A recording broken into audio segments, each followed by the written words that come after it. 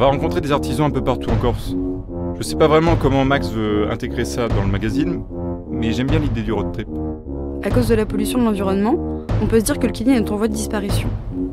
On est tous en partie responsables de ça. Mais je me dis qu'on peut peut-être trouver un certain équilibre en faisant attention à ce que l'on jette par exemple, à trouver un cycle cohérent entre ce que l'on crée et ce que l'on détruit.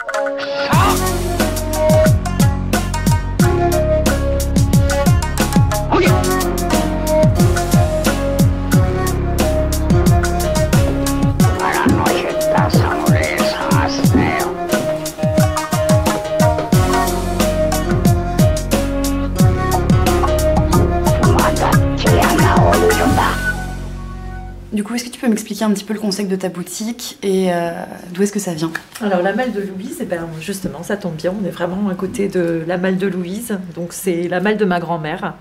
Elle conservait tout, elle faisait partie de ces gens qui ont fait la guerre et qui ont manqué de tout. Et je lui disais, mais pourquoi tu gardes toutes ces matières, mamie? Elle me disait, tu verras, ça peut toujours servir. Et c'est vrai que j'ai retrouvé ça sur ma route en étant étudiante en art plastique qui devait composer des sujets, donc chercher mes matières, fouiller. Et souvent, c'est devenu des matières de récupération. Donc le concept s'est monté un petit peu tout seul quand j'ai créé voilà, la malle de Louise.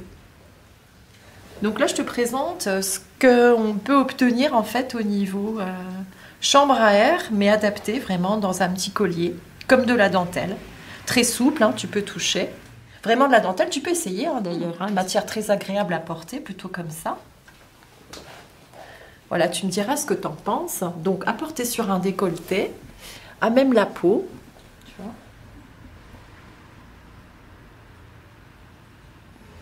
Alors du coup, le concept m'a amené à voyager, à rencontrer des artisans dans d'autres pays. Et je suis beaucoup allée sur le Maroc. Et j'ai rencontré donc mes fameux artisans qui travaillaient le pneu recyclé, qui font du petit mobilier comme sur lequel on est assis par exemple, et les artisans aussi qui travaillent donc la chambre à air. Ça m'a permis donc d'aller moi-même travailler avec eux en atelier, et donc j'ai ramené un petit peu de leur savoir-faire à la malle de Louise, avec bien sûr ensuite mes idées, mes modèles, la façon dont je vais travailler ça.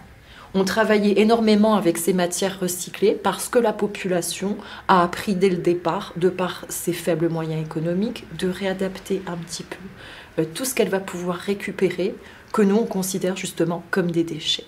Et l'idée c'est ça en fait, c'est de donner vraiment une seconde vie aux objets, une seconde vie aux matières, et de montrer aux gens effectivement jusqu'où on peut aller, jusqu'où on peut développer le concept, tout ce qu'on peut en faire. Et voilà ce que j'aimerais en tout cas développer un petit peu par la suite. Donc faire des corsets dans ce style-là et travailler en fait sur ce genre d'idées que mes artisans n'avaient pas du tout eu. D'ailleurs, je les ai bien fait rire quand j'ai amené un petit peu l'idée. Donc ça, c'est une pièce unique. Hein. Pour l'instant, il y en a une seule. On a fait ça ensemble en atelier. Et voilà. Donc je te montre un petit peu ce que ça peut donner de très très sexy.